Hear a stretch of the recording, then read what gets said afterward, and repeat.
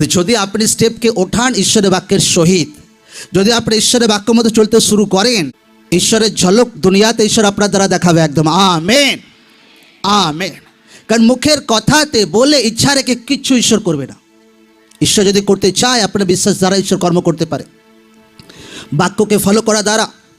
কারণ হর এক ব্যক্তি চায় ঈশ্বর আপনার জীবনে বড় বড় কাজ করুক, এবং ঈশ্বরেরও ইচ্ছা যে হর এক ব্যক্তি জীবনে ঈশ্বর যেন বড় বড় কাজ করে। এটা আপনার লাইফে ঈশ্বর চায় যে আপনার লাইফে বড় কাজ হোক, আপনার লাইফে এমন একটা উদ্ধার আসুক, আপনার পরিবার বাচ্চাদের জীবনে এমন একটা উদ্ধার আসুক যেটা কোনোদিন আপনি মতলব দুনিয়া দেখেনি। একদম একটা হাই লেভেলের আত্মিক জীবন, একটা হাই লেভেলের আত্মিক বুদ্ধি জ্ঞানে ভরা জীবন, একটা বাচ্চাদের জীবনে একটা হাই লেভেলের অভিষেক, একটা পরিবার জীবনে একটা হাই লেভেলের ঈশ্বরের হাত। এইটা হচ্ছে ঈশ্বরের ইচ্ছা, এইটা হচ্ছে ঈশ্বরের ডিজায়ার, এইটা হচ্ছে ঈশ্বরের মনের কথা। আর এটা ঈশ্বরের তার লোকদের জীবন এটা করতে চায় এবং করবে আনেওয়ালা টাইমে প্রভু যিশু জীবিত নামে। কিন্তু কিভাবে ঈশ্বর করবে আপনার জীবনে? হালেলুয়া। হ্যাঁ, এটা হয়, এটা রিয়েল আছে, ঈশ্বরের বাক্য সচ্চা আছে। আমি আমার লাইফে সেগুলো পুরা হতে দেখেছি, আমার জীবনে একটা একটা বাক্য পুরা হতে দেখেছি। আমি 2009 প্রভুতে এসেছিলাম, প্রভুকে নিজের জীবনে উদ্ধারকর্তা হিসেবে গ্রহণ করেছিলাম। 2009, 10, 11, 12, 13, 14, 15 না 14তে ফার্স্ট টাইম আমার লাইফে পার্সোনাল সাইকেল আমি কিনেছিলাম, ফার্স্ট টাইম। হালেলুয়া, ঈশ্বর নামে জোর সে তারিফ করি। মোটর সাইকেল নয় ভাই, সাইকেল। 3, 4, 5 বছর পর তো ঈশ্বর আজকে লোকদেরকে শেখাবে তার বাক্য দ্বারা যে কিভাবে ঈশ্বর কোনো ব্যক্তির জীবনে বড় কাজ করে, কিভাবে একটা উদ্ধার লোকরা দেখতে চাইছে, যে ডেলিভারেন্স লোকরা দেখতে চাইছে। তো তার রাজ কি, বাইবেলে পবিত্র জনরা কিভাবে সে বড় উদ্ধারকে পেয়েছে, কীভাবে বড় হাতকে তারা নিজের জীবনে ঈশ্বরের বড় হাতকে তারা দেখেছে, তার গোপন ভেদ কি, বাইবেলে বাক্য কি শেখায়, সেটা আমরা একটা একটা করে আমরা শিখবো, আজকে আমরা জানবো। ফার্স্ট পয়েন্ট যেটা আমি লোকদেরকে, ঈশ্বর আজকে লোকদেরকে শেখাতে চাই, যে লোকরা যদি নিজের জীবনে ঈশ্বরের বড় কাজকে দেখতে চাইছে, তো ফার্স্ট পয়েন্ট হচ্ছে লোকদের আত্মিক জীবন সেট হতে হবে। ফার্স্ট পয়েন্ট কি? জোরসে বলো কি, জোরসে বলো কি সেট হতে হবে? আত্মিক জীবন সেট হতে হবে। আত্মিক জীবন বিনা সেট হওয়াতে কোনো ব্যক্তির জীবনে ঈশ্বর কোনো দিন বড় কাজ করতে পারবে না। আত্মিক জীবন কী হবে, কোনটাকে বলে আত্মিক জীবন সেট হওয়া? আদিপুস্তক 12 অধ্যায় 7 আর 8 আমরা পড়ব।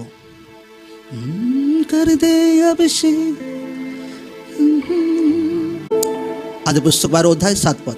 পরে সদাপ্রভু আব্রাহামকে দর্শন দিয়া কহিলেন, আমি তোমার বংশকে এই দেশ দেব। আর সেই স্থানে আব্রাহাম সেই সদাপ্রভুর উদ্দেশ্যে এক যজ্ঞবেদী নির্মাণ করিলেন, যিনি তাহাকে দর্শন দিয়াছিলেন। পরে তিনি সেই স্থান ত্যাগ করিয়া পর্বতে গিয়া বৈতেলের পূর্ব দিকে আপনার তাম্বু স্থাপন করিলেন। তাহার পশ্চিমে বৈতেল এবং পূর্ব দিকে অয় ছিল। তিনি সেই স্থানে সদাপ্রভুর উদ্দেশ্যে এক যজ্ঞবেদী নির্মাণ করিলেন ও সদাপ্রভুর নামে ডাকিলেন। পরে আব্রাহাম ক্রমে ক্রমে দক্ষিণে গমন করিলেন। সকলে বলুক আমেন। এখানে যে বিষয় আছে, 7 পদে লেখা আছে সদাপ্রভু উদ্দেশ্যে আব্রাহাম যজ্ঞবেদী নির্মাণ করিলেন। ফির 8 পদে লেখা আছে সদাপ্রভুর উদ্দেশ্যে এক যজ্ঞবেদী নির্মাণ করিলেন। Amen, amen. লোকরা যখন এই বাক্য পড়ে, লোকদের কাছে সিম্পল হতে পারে যে আচ্ছা ঈশ্বর এই জায়গাতে, ঈশ্বর কোনো একটা তার পবিত্র জনকে দর্শন দিচ্ছে, আচ্ছা এটা আমি তোমার জীবনে করব, এটা আমি তোমার লাইফে করব। আর সেই ব্যক্তি ঈশ্বরের আওয়াজ শুনে সে কী করছে, সেই জায়গাতে যজ্ঞবেদী বানাচ্ছে, প্রার্থনা বেদী বানাচ্ছে, হ্যাঁ, ঈশ্বরকে রেসপেক্ট করছে, ঈশ্বরকে সম্মান করছে। বাইবেলে কোথাও লেখা নেই যে, বাইবেল বাক্য আসেনি আচ্ছা দর্শন পেলে তো সেখানে একটা প্রার্থনা বেদিকে বানাবে, আচ্ছা দর্শন পেলে সেখানে একটা যজ্ঞ বেদিকে বানাবে। কোথাও বাইবেলে লেখা নেই, কোথাও ছিল না। মোশে তো আব্রাহামের 430 বছর, অনেক বছর পর জন্মেছিল একদম। কিন্তু আব্রাহাম জানতো যে ঈশ্বর আমাকে দর্শন দিয়েছে, এখন আমার উচিত ঈশ্বরের সঙ্গে আরও আমার সম্পর্ক যেন ঘনিষ্ঠ করি, ঈশ্বরের জন্য একটা বেদিকে বানাই। এখন তো ঈশ্বর বেদি বানাতে বলে না, এখন আত্মা সত্যে আমরা আরাধনা করি। একদম আমেন। এখন না তো পাহাড়ে না তো পর্বতে, কোনো জায়গায় এখন আত্মাতে আমরা ঈশ্বরের আরাধনা করি। আমাদের মেন স্থান এখন আত্মা। এই জন্য নতুন নিয়মে লেখা আছে যে আত্মা আর সত্যে লোকেরা আরাধনা করবে। এখানে যে মেন বিষয় ঈশ্বর আজকে লোকদেরকে শেখাচ্ছে, আব্রাহামকে কেউ শেখায়নি যে আচ্ছা এখানে ঈশ্বরের দর্শন পেয়েছো, চলো যজ্ঞবেদী বানাতে হবে। আচ্ছা চলো এখানে ঈশ্বরের দর্শন পেয়েছো, চলো যজ্ঞবেদী বানাতে হবে। আব্রাহামের বিবেক জানতো, কনসিয়াস জানতো যে ঈশ্বরের সঙ্গে আমাকে মেলমেলাপ করতে হবে। আমি জীবিত ঈশ্বরকে ফলো করে, ঈশ্বর আমাকে মনোনীত করেছে, তার সঙ্গে একটা জবরদস্ত সম্পর্ক স্থাপন করতে হবে। আব্রাহামকে কখনো বলতে হতো না, কারণ আব্রাহাম ঈশ্বরের সঙ্গে আত্মাতে একটু বেড়ে গিয়েছিল, আত্মাতে একটু পরিপক্ক হয়েছিল, যাকে বলা যেতে পারে একটা আত্মিক ব্যক্তিকে তার জীবনে, কোন ব্যক্তি জীবনে সব থেকে বেশি ঈশ্বর কাজ করে, যার আত্মিক জীবন সেট আছে। কি সেট আছে? জোরসে বলো কি সেট আছে? জোরসে বলো কি সেট আছে? আব্রাহামকে কেউ বলেনি যে চলো প্রার্থনা করতে হবে, চলো একটা যজ্ঞ বেদী বানাতে হবে। যে আত্মিকভাবে সেট আছে তাকে কখনো শেখাতে হবে না যে চলো প্রার্থনা করতে হবে, চলো উপবাস রাখতে হবে, চলো বীজ বুনতে হবে, চলো মণ্ডলীতে আসতে হবে। যে আত্মাতে সেট আছে ঈশ্বরের সঙ্গে, যে আত্মাতে কানেক্টেড আছে ঈশ্বরের সঙ্গে, তাকে কোনোদিন শেখাতে হবে না। এই জন্য লোকরা আত্মাতে সেট হোক ঈশ্বরের সঙ্গে। আব্রাহামের যে কোয়ালিটি ছিল, সে ঈশ্বরের সঙ্গে কানেক্টেড ছিল, যোগাযোগ ছিল তার আত্মা আর ঈশ্বরের সঙ্গে একদম। তাকে শেখাতে হতো না, তাকে বলতে হতো না। অনেক কিছু শেখার ছিল আব্রাহামের, কিন্তু এতটা কানেক্টেড ছিল যতটা দরকার ছিল। আমেন। আজ অনেক ইউথ বসে আছে এখানে প্রার্থনা মণ্ডলীতে, ওর মায়ের কারণে বসে আছে, ওর বাবার কারণে বসে আছে, কারণ তার অতটা যোগাযোগ নেই ঈশ্বরের সঙ্গে। তার মা হতে পারে ঈশ্বরের সঙ্গে তার কানেক্টেড আছে ভালো, তার বাবা হতে পারে ঈশ্বরের সঙ্গে ভালো কানেক্টেড আছে, তাদের দমে হয়তো বাকিরা তাদের পরিবারের লোক জুড়ে আছে। কিন্তু এমন না হোক, হার এক ব্যক্তিকে পার্সোনালভাবে ঈশ্বরের সঙ্গে তাকে যোগাযোগ রাখতে হবে। যদি ইউথ আছে কোনো পরিবারে, তাকে ব্যক্তিগতভাবে ঈশ্বরের সঙ্গে তাকে যোগাযোগ রাখতে হবে। তাকে যেন বলতে না হয় যে প্রার্থনা করো, তাকে যেন বলতে না হয় যেন ফাস্টিং করো, তাকে যেন বারবার বলতে না হয়, তাকে যেন শেখাতে না হয়। যদি বারবার শেখাতে হচ্ছে কোনো ব্যক্তিকে, সেই ব্যক্তি এখনও রিয়েল তরিকাতে ঈশ্বরের সঙ্গে তার এখনও যোগাযোগ হয়নি, তাকে রিয়েল তরিকাতে ঈশ্বরের সঙ্গে তাকে যোগাযোগ করতে হবে, তো তার জীবনে বড় উদ্ধার আসবে প্রভু যিশু জীবিত নামে। Amen, amen. তো কোন ব্যক্তি সব থেকে বড় উদ্ধার নিজের জীবনে পেতে পারে, সব থেকে বড় ডেলিভারেন্স, সব থেকে বড় ঈশ্বরের হাত নিজের জীবনে দেখতে পারে? কোন ব্যক্তি? যে আত্মাতে, জোরসে বলো, যে আত্মাতে। এবার যে আত্মাতে সেট আছে সে প্রার্থনা করবে কিনা? জোরসে বল হ্যাঁ কিনা? হ্যাঁ। এবার যে আত্মাতে সেট হয়ে গেছে, বলছে পাকা হয়ে গেছে, সে মণ্ডলীতে প্রার্থনা আসবে কিনা? জোরসে বল হ্যাঁ কিনা? অবশ্যই আসবে। কোনো কিছু এমার্জেন্সি কাজ আছে, আচ্ছা ঠিক আছে, বহুত অনেক দূরে বাড়ি, বহু ভাই 400 কিলোমিটার দূরে বাড়ি, বহুত সেগুলো কম দেখা যায়। কিন্তু এমন নয় 50 কিলোমিটার দূরে বাড়ি, 100 কিলোমিটার দূরে বাড়ি, আর কোনো কারণ নেই, ব্যাস প্রার্থনায় ইচ্ছা হলো গেলাম, তো নো, সেই ব্যক্তি এখনও আত্মাতে সেট নেই। কারণ কোনো ব্যক্তি যদি আত্মাতে সেট না থাকে, তো ঈশ্বরের বড় হাত সে তার উপরে কোনোদিন দেখতে পাবে না। তার কারণ তার ইচ্ছা তো অনেক কিছু আছে, যে আমার ছেলে এরকম তার বুদ্ধি বাড়ুক, আমার পরিবারে এরকম হোক, আমার হাজব্যান্ড এরকম হোক, আমার বিজনেস এইরকম হোক, আমার বাচ্চারা এইরকম হোক। Amen, amen, hallelujah. তো লোকদের জীবনে এটা আপনা আপনি কোনোদিন হবে না, তাকে এমন ব্যক্তি হতে হবে যে আত্মাতে সেট হয়ে গেছে।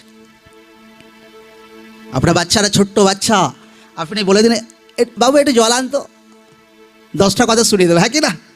আর তুমি আনতে পারছো না, হ্যাঁ তুমি করতে পারছো না, কেন? সে এখনো সেই বুদ্ধি এখনো তার আসেনি, সে বাচ্চা আছে। তেমনি লোকদেরকে আত্মাতে বাচ্চা থাকলে হবে না, আত্মাতে ম্যাচিওর হতে হবে, যে আমাকে প্রার্থনা করতে হবে, আমাকে ফাস্টিং রাখতে হবে, আমাকে বুনতে হবে, আমাকে সুসমাচার দিতে হবে, ঈশ্বরের সঙ্গে একটা আত্মাতে রিয়েল সম্পর্ক রাখতে হবে। তো বহুত বড় ঈশ্বরের হাত আপনি আপনার জীবনের সারিয়াম দেখতে পাবেন একদম। Amen, amen, hallelujah. আজ লোকদের আত্মাতে কানেক্টেড দেখা তো যায়, কিন্তু বহুত লোকদের জীবনে আবার আত্মাতে কানেক্টেড নেই, আবার তার যোগাযোগও নেই আত্মাতে। ইচ্ছা হলো তো প্রার্থনায় এলাম, ইচ্ছা হলো তো প্রার্থনায় গেলাম, তো ইচ্ছা হলো তো এলাম না, নো, সেই ব্যক্তি আত্মাতে এখনো কানেক্টেড নেই এখন। হালেলুয়া। এই জন্য লোকরা ম্যাচিওর, নিজেরা আত্মাতে কানেক্টেড হোক, আত্মাতে সেট হোক। আব্রাহাম আত্মাতে সেট ছিল, দানিয়েল আত্মাতে সেট ছিল, এলিও আত্মাতে সেট ছিল, হানক আত্মাতে সেট ছিল, পিতর যাকব যোহন আত্মাতে সেট ছিল। हर एक व्यक्ति जीवने ईश्वर যে বড় বড় কাজ করেছে हर एक व्यक्ति आत्माते सेट ছিল কাউকে কিছু শেখাতে হতো না লোকরা শেখার টাইম একটা থাকে কিন্তু একটা ব্যক্তিকে 10 বছর ধরে একটা জিনিস যদি শেখাতে হয় সেটা রং জিনিস আছে একদম हालेलुया किसे सेट होता হবে আমাদেরকে জোর से বলে কিসে তো আত্মাতে যে সেট হবে কি হচ্ছে তাকে প্রার্থনা বিষয় বারবার বলতে হবে हर दिन जोर से बोला है कि ना তাকে ফাস্টিং এর বিষয়ে हर दिन বলতে হবে जोर से बोला है कि ना যদি বলতে হচ্ছে তো ভেতর থেকে ঈশ্বরের সঙ্গে তার এখনো সম্পর্ক জমেনি আচ্ছা ভেতর থেকে সম্পর্ক জমবে ভাই সে অনেক কিছু কাহিনী তার ওলটপালট করার তাগত তার হাতে আছে একদম আমেন আমেন আর লোকরা যদি আর আমি প্রার্থনা করছিলাম প্রভু এই বিষয়টা লোকদের জীবনে ঘোষণা করতে যাচ্ছি ঈশ্বর বলছে আমি লোকদের জীবনে এই মণ্ডলীতে লোকদের জীবনে আনেওয়ালা টাইমে এত আশীর্বাদ করব লোকদের রাখার জায়গা হবে না প্রভু যিশু জীবিত নামে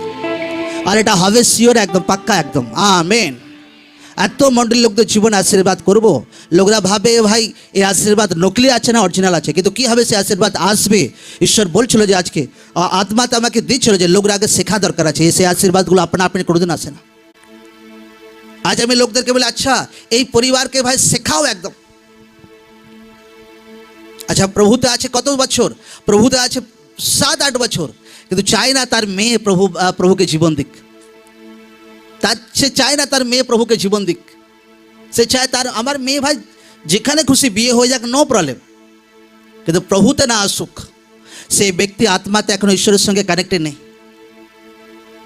এখনো রিয়েল তরিকাতে আত্মাতে ঈশ্বরের সঙ্গে তার যোগাযোগ নেই এখন হালেলুয়া আমেন আমেন কারণ লোকদেরকে আত্মাতে কানেক্টেড থাকতে হবে একদম আমি অনেক অনেক লোকদেরকে দেখি বাচ্চাদেরকে বাড়িতে রেখে দিয়ে আসে অনেক ভলেন্টিয়ারদেরকে দেখি বাচ্চাদেরকে বাড়িতে রেখে দিয়ে আসে কারণ এমন নেই যে তুমি ভলেন্টিয়ার হয়ে গেছো আর ঈশ্বরের সঙ্গে তোমার যোগাযোগ আছে এমন নাও হতে পারে এমন নাও হতে পারে যে 10 বছর তুমি মণ্ডলীতে আছো কিন্তু ঈশ্বরের সঙ্গে তোমার রিয়েল সম্পর্ক এখনো হয়নি এমন আমি রিয়েল বলছি হয় এমন কত কত ভলেন্টিয়ারকে আমি দেখেছি হ্যাঁ 6 মাস তার ছেলেদেরকে প্রার্থনাতে আনেনি 6 মাস পরে গায়েব হয়ে গেছে ঈশ্বর আউট করে দিয়েছে আর যখন জিজ্ঞাসা করে ছেলে কোথায় ছেলে তো ভাই সানডেতে পড়াশোনা করে ছেলে তো এটা করে ছেলে তো ওটা করে ছেলে তো সেটা করে আরে ভাই পাঁচরাতে ধোকা দিচ্ছে পাঁচরাতে বোকা বানাচ্ছে নাকি পাঁচরা সব জানে কি না জানে না আর অনেক ভলেন্টিয়ারদের তুমি বললে দিমাগে ঢুকবে না একদম যে তোমার মেয়েকে হার সানডে প্রার্থনায় আনবে আর জানে না মাথায় কি কি আছে কি জানি আমি বুঝতে পারি না হালেলুয়া বাচ্চাদের যখন লোকরা টিকা দেয় হ্যাঁ ডাক্তাররা তো অল্প ছোট্ট পারা সুই ঢোকায় ব্যাস তাতেই টিকা হয়ে যায় হ্যাঁ কি না বাচ্চা বুঝতেই পারে না যে তার টিকা হয়ে গেল আর গরুকে যখন টিকা দেয় ডাক্তারকে এরকম ধরতে হয় একদম এরকম মানে খাপাক করে একদম গরু ভাই একদম এদিক ওদিক হয়ে যায় একদম তো ঈশ্বর আপনাকে ছোট্ট সুই দিয়ে আগে সিধা করতে চাইবে যে ভাই ছোট্ট এর জীবনে একটু প্রবলেম দিই তাতে যদি সিধা হয় তো ভালো ভাই নচেত এমন ভাই গরুর মতো মোটা ইঞ্জেকশন একে মারবো আপনি বাপ সে সিধা হবে প্রভু যিশু জীবিত নামে আমেন তো আপনি বুঝে নিন যে কীভাবে ঈশ্বর আপনাকে সিধা করবে যে অল্প প্রবলেমে সিধা হয়ে যাবো না তাতেই যদি সিধা না হন তো ঈশ্বর বড় এফেক্ট আপনার জীবনে আনবে কোনো কোনোটা ঈশ্বর অ্যালাউ করে লোকদের জীবন আমেন লোকরা আত্মাতে রিয়েল ঈশ্বরের সঙ্গে কানেক্টেড হোক আমার লাইফে এমন কিছু বাত নেই যে ঈশ্বরের সঙ্গে আমি করার জন্য রাজি হয়নি এমন কিছু বাত নেই আচ্ছা আমার পরিবার সেবাতে আসুক আমার বাচ্চারা যত পারবে সেবা করুক হালেলুয়া আচ্ছা বোনাতে যা ভাই পারো বুনতেই থাকো একদম আমেন আমেন কোনো জায়গাতে ট্রাই করে কোনো জায়গাতে যেন খামতি না থেকে যায় তো লোকরা এই বিষয়টা লোকদের শেখার আছে যে আমি কি আত্মাতে রিয়েল কানেক্টেড আছি ঈশ্বরের সঙ্গে আমার কোনো জায়গায় খামতি আছে যুক্ত হওয়াতে তো আমাকে সেটা সংশোধন করা দরকার আছে আমি হয়রান হয়ে যাই ভলেন্টিয়ারদের মধ্যে আচ্ছা মেয়ে কোথায় মেয়ে ভাই অমুক জায়গায় বিয়ে প্ল্যানিং করছে কোনো বুদ্ধি নেই কোনো জ্ঞান নেই যাহা যেখানেই ভাই বিয়ে হলেই হচ্ছে আর এখানে সানডেতে তালিও মারবে হোয়াটসঅ্যাপও করবে আত্মাতেও ভরবে কিন্তু বুদ্ধি উল্টো একদম এই জন্য সেই ব্যক্তি বেশি আশীষিত হয় যারা ঈশ্বর তার দাসের দ্বারা যখন কিছু বলে সেটাকে ফলো করে সেই ব্যক্তি বেশি আশীষিত হয় আর সেটা ফলো করা অত আসান না বহুত ক্রিটিক্যাল হয়ে পড়ে তোমাকে একদম বহুত কঠিন হয়ে পড়ে, একদম বুঝতে বহুত বহুত কষ্ট লাগে একদম। Amen, amen, hallelujah. ঈশ্বর নামে জোর সে তারিফ করি সকলে। কিসে সেট হওয়া দরকার আছে? জোর সে বলো কিসে? আত্মাতে সেট হতে হবে। ফির আদি পুস্তক 22 অধ্যায় 1 পদ থেকে এখানে লেখা আছে আব্রাহামের মহাপরীক্ষা। এই সকল ঘটনার পরে ঈশ্বর আব্রাহামকে পরীক্ষা করিলেন, আর তিনি তাহাকে কহিলেন আব্রাহাম। তিনি উত্তর করিলেন, দেখুন এই আমি। ঈশ্বর আব্রাহামকে পরীক্ষা করলে যে তোমার ছেলেকে নাও, কাঠ নাও, চলো একটা জায়গাতে চলো, তোমার ছেলেকে বলিদান দাও আমার জন্য। সেই আব্রাহামকে ঈশ্বর বলছে, যাকে ভাই 100 বছর বয়সে ঈশ্বর তাকে আশীর্বাদ করেছিল বাচ্চার সহিত, যার দ্বারা প্রতিজ্ঞা করেছিল যে তোমার দ্বারা একটা বিশাল বংশ উৎপন্ন হবে, দুনিয়ার সারে জাতি আশীষিত হবে, একদম তুমি বহুত ব্লেসড হবে। আর আব্রাহাম সেই বাচ্চার আশীর্বাদ পেয়ে তার সঙ্গে বহুতই অ্যাটাচ ছিল, বহুতই একদম সকালে উঠছে বাচ্চা, ভাই দুপুরে বাচ্চার সঙ্গে, তো বহুতই একটা শান্তিপূর্ণ জীবন ওই টাইমে আব্রাহাম পেয়েছিল বাচ্চার সঙ্গে থেকে। আর ঈশ্বর যখন দেখছিল এই ভাই বাচ্চার সঙ্গে বহুত অ্যাটাচ হয়ে গেছে, তো ঈশ্বর তাকে বলছে চলো ওই বাচ্চাটাকে আমার জন্য বলিদান করে চলো, অমুক জায়গাতে আমি তোমাকে দেখাচ্ছি। আব্রাহাম মনে তো দুঃখ লেগেছিল, কাউকে কিছু না বলে তার বাচ্চাকে বলিদানের জন্য নিয়ে যায়। আর যখন বলিদানের জন্য যখন ছুরি ওঠায়, তখন ঈশ্বর তাকে কি বলছে আমরা শুনবো একদম। এমন সময় 22 অধ্যায় 11 পদ, এমন সময় আকাশ হইতে সদাপ্রভু দূত তাহাকে ডাকিলেন, কহিলেন আব্রাহাম, আব্রাহাম। তিনি কহিলেন, দেখুন এই আমি। তখন তিনি বলিলেন, যুবকের প্রতি তোমার হস্য বিশ্বাস করিও না, উহার প্রতি কিছুই করিও না, কেননা এখন আমি বুঝিলাম তুমি ঈশ্বরকে ভয় করো, আমাকে আপনার অদ্বিতীয় পুত্র দ্বিতীয় অসম্মত নও। তখন আব্রাহাম চক্ষু তুলিয়া চাহিলেন, আর দেখো তাহার পশ্চাৎ দিকে একটি মেষ, আর তাহার সিংহ ঝোপে বদ্ধ। পরে আব্রাহাম গিয়া সেই মেষটি লইয়া আপন পুত্রের পরিবর্তে হোমার্থে বলিদান করিলেন। সকলে বলুক আমেন, আমেন। এখানে ঈশ্বর আব্রাহামের জীবনে বিশাল বড় পরীক্ষা এনেছিল। এখানে ঈশ্বর আব্রাহামকে পরীক্ষা করেছিল। আব্রাহামের সঙ্গে এত বছর আব্রাহাম ঈশ্বরের সঙ্গে চলেছিল, হ্যাঁ, এত বছর চলার পর ঈশ্বর আব্রাহামকে বলছে, এখন আমি বুঝতে পারছি আব্রাহাম, তুমি আমাকে প্রেম করো, তুমি আমাকে ভালোবাসো, তোমার অদ্বিতীয় পুত্রকে দিতেও তুমি দ্বিধাবোধ করছো না একদম। এখন আমি বুঝতে পারছি তোমার হৃদয়ে যেটা আছে আমার জন্য সেটা সচ্চা প্রেম আছে, তোমার মনে যেটা আছে আমার জন্য সেটা সচ্চা প্রেম আছে। আব্রাহাম তুমি আমার বন্ধু আছো, আব্রাহাম তুমি আমার দোস্ত আছো, বাইবেলে লেখা আছে একদম। Amen, amen. ঈশ্বর নামে জোর সে তারিফ করি সকলে।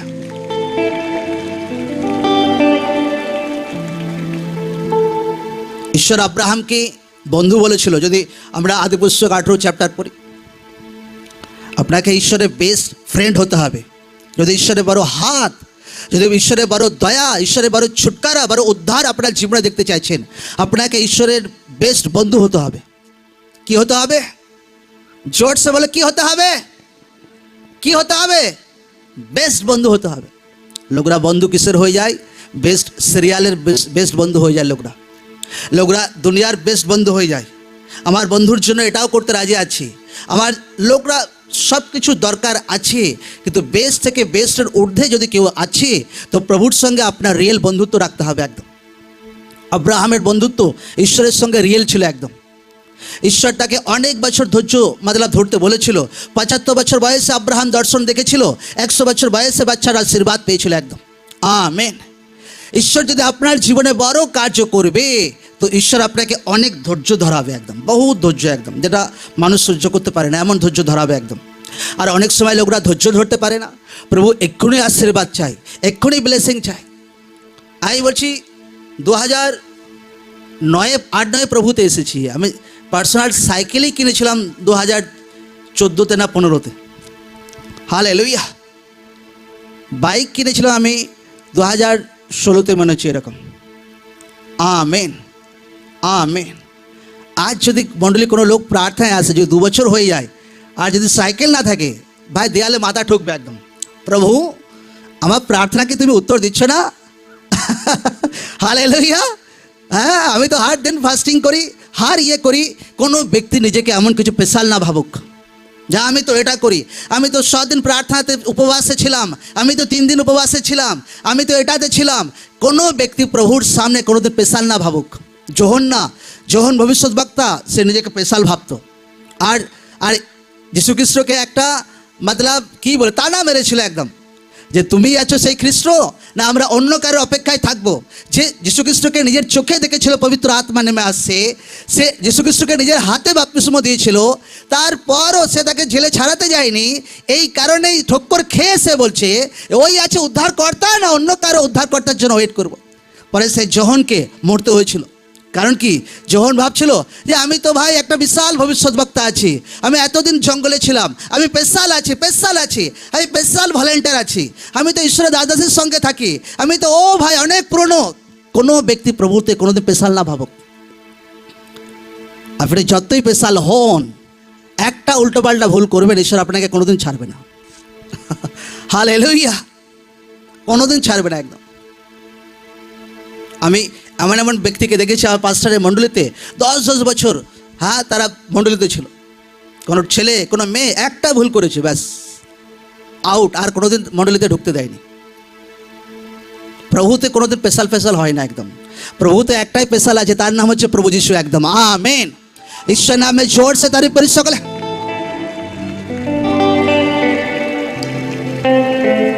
হালেলুয়া। তো প্রভু কাকে বেস্ট বন্ধু বানাতে হবে? জোর সে বলো কাকে? প্রভুকে। জোর সে বলো কাকে? জোর সে বলো কাকে? কারণ প্রভু কোনোদিন আপনাকে ধোকা দেবেন না। 2014-15-তে সাইকেল ফার্স্ট টাইম কিনি, 2000 তারপর বাইক কিনে, তারপর ঈশ্বর মণ্ডলীতে গাড়ির সহিত আশীর্বাদ করে, তারপর তো অনেক কিছু ব্লেসিং ঈশ্বর জীবনে দিয়েছে, আমি দেখেছি আমার লাইফে। কিন্তু আমি ওসব কোনোদিন আমি ভাবি না, কারণ আমি একটা জিনিস জানি, যদি ঈশ্বরের হাত আছে ভাই, তো ভাই দুনিয়া স্যালুট মারবে, প্রভু যিশু জীবিত নামে একদম। Amen, amen. তো লোকরা চায় নিজের জীবনে বড় কার্য হোক, ঈশ্বর করুক নিজের লাইফে বড় কার্য। তো কাকে বেস্ট ফ্রেন্ড বানাতে হবে? জোর সে বলে কাকে? আজ লোকদেরকে দেখতে হবে যে আমার বেস্ট ফ্রেন্ড ঈশ্বর আছে কিনা। একটা টাইম ছিল, লোকরা আজকে অনেকে ঘড়ি দেখছে, আজ ভাই ইন্ডিয়া পাকিস্তানের ম্যাচ আছে, কখন সারমন শেষ হবে। একটা টাইম ছিল ভাই ক্রিকেটে মতলব বহুত ভক্ত ছিলাম আমি, ওসব ক্রিকেট ফুটবল এসব। আজ তো আমার খেলা দেখার টাইম হয় না, যতই ইম্পর্টেন্ট প্লেয়ার হোক, কারণ আমার বেস্ট বন্ধু আজ প্রভু যিশু হয়ে গেছে একদম। Amen, amen, hallelujah. যতই বেস্ট দুনিয়ার যতই দামি ব্যক্তি হোক, আমার সম্মান করে হর এক ব্যক্তিকে, কিন্তু এতটা সম্মান করি না আমার ঈশ্বরের উপরে তাকে সম্মান করি একদম, এমন নয় কোনোদিন। লোকদেরকে বেস্ট ফ্রেন্ড বানাতে হবে, ঈশ্বরকে বেস্ট বন্ধু বানাতে হবে। আপনারা যখন বেস্ট ফ্রেন্ড থাকে তো আপনি চান আচ্ছা আর একটু গল্প করে যা না, আচ্ছা আর একটু গল্প করে যা না। হ্যাঁ, আপনারা যখন বেস্ট বান্ধবী থাকে পাশের বাড়ি দিদি, আচ্ছা আর একটু দিদি আর একটু গল্প করে যাও, আর একটু। আর লোকরা আধা ঘন্টাতে ঈশ্বরের প্রার্থনা হয়ে যায়, ব্যাস আধা ঘন্টা প্রার্থনা হয়ে গেল, হ্যাঁ হয়ে গেল। আরে ভাই দিদির সঙ্গে বসে গল্প করছো 2 ঘন্টা, আচ্ছা আর একটু গল্প হয়ে যাক, আচ্ছা আর একটু গল্প হয়ে যাক। লোকরা চাই এটা এরকম হওয়া দরকার আছে। যদি আমার বেস্ট ফ্রেন্ড আছে, আচ্ছা আরও বেশি টাইম কাটাই ঈশ্বরের সঙ্গে, আচ্ছা আর একটু বেশি প্রার্থনা করি ঈশ্বরের সঙ্গে, আচ্ছা আর একটু বেশি আরাধনা করি ঈশ্বরের সঙ্গে। আচ্ছা আজকে সানডে আছে ভাই, গাইতে গাইতে ভাই ওয়ার্শিপ করতে করতে ঈশ্বরের ভবনে আসবো একদম। Amen, amen, amen, hallelujah. লোকদেরকে এটা খেয়াল রাখতে হবে, বেস্ট ফ্রেন্ড বানাতে হবে ঈশ্বরকে একদম, বেস্ট ফ্রেন্ড একদম। কারণ সে কখনো আপনাকে ধোকা দেবে না একদম, কখনো নয় একদম। আপনার জীবনে আপনার মতলব হার দিশাতে আমি আমার জীবনে ঈশ্বর অভিজ্ঞতা শিখিয়েছে যে ভাই দুনিয়া হারে ব্যক্তিকে ভালোবাসো, রেসপেক্ট করো, কিন্তু ঈশ্বরকে সব থেকে আগে ঊর্ধ্বে করতে হবে। কারণ ঈশ্বর আপনাকে অ্যাক্সিডেন্টের হাত থেকে আপনাকে সুরক্ষায় রাখতে পারে, ঈশ্বর আপনাকে ক্যান্সার থেকে ফ্রি করতে পারে, ঈশ্বর আপনাকে উঁচা করতে পারে, ঈশ্বর আপনাকে অনন্ত জীবন দিতে পারে, ঈশ্বর আপনার পরিবারকে সেট করতে পারে। ঈশ্বর যেটা পারে সেটা কেউ করতে পারে না কখনো আপনার জীবনে। তো কেন না কারো জীবনে বেস্ট ফ্রেন্ড ঈশ্বর কেন না হবে না? তার জীবনে বেস্ট ফ্রেন্ড ঈশ্বর হওয়া দরকার আছে একদম। আমেন। ঈশ্বর নামে জোর সে তারিফ করি সকলে।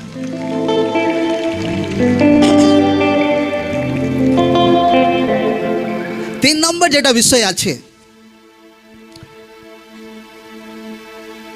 যত পবিত্র জনের জীবনে বড় বড় কাজ হতে দেখেছি, তাদের লাইফে একটা মাস্ট গুণ আমি দেখেছি আর আমি রিয়েলাইজ করেছি, তারা কোনোদিন স্টপ থাকেনি, তারা জীবনে কোনোদিন থেমে থাকেনি।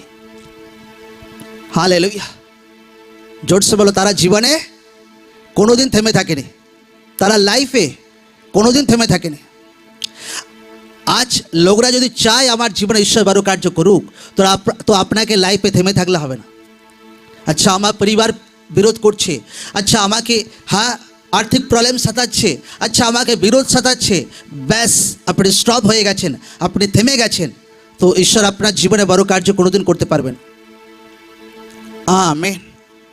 যখন যীশু খ্রিস্ট নৌকোতে যাচ্ছিলেন, তো জলের মাঝে অনেক ঝড়ঝাপটা ওঠে, কিন্তু যীশু খ্রিস্ট সেই ঝড়কে ধমক দেন, ঝড় শান্ত হয়ে যায়।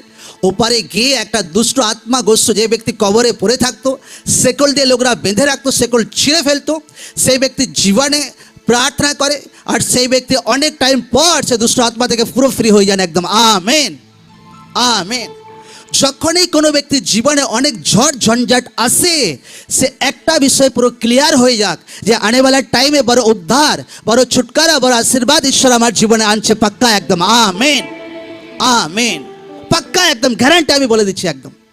কিন্তু লোকরা অনেক সময় বুঝতে পারে না, লোকরা হবে আমার লাইফে কেন এই প্রবলেম চলছে, আমার বাচ্চাদের জীবনে কেন এই ডিস্টারবেন্স আসছে, কেন? অন্ধকার শক্তি জানে যে একে যদি একটু ডিস্টার্ব করতে পারি, একে যদি একটু প্রবলেম করতে পারি, একে যদি একটু বাধা দিতে পারি, তো পরবর্তীকালে এর জীবনে ঈশ্বর যেটা রেখেছে, যেটা মার্ভালেস, যেটা একদম বহুত মহিমাময়, একদম বহুত বড় ঈশ্বরের হাত, তো সেটা কোনোদিন পুরা হবে না, সেটা শয়তান জানে একদম।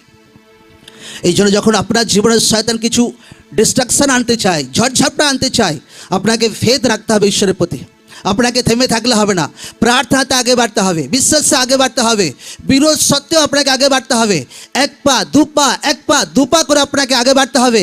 আনেওয়ালা টাইম আপনি দৌড়াবেন প্রভু যিশু জীবিত নামে। আমেন, আমেন, হালেলুয়া, জোর সে বলো hallelujah, hallelujah, hallelujah, amen, hallelujah. আজ যে সমস্ত জায়গাগুলোতে আমার বিরুদ্ধে, মণ্ডলীর বিরুদ্ধে সব থেকে বেশি বিরোধ হয়েছে, আজ সে জায়গাগুলোতে ভলেন্টিয়ার লিডার কত মণ্ডলীর লোক বসে আছে এখানে একদম। Amen, hallelujah.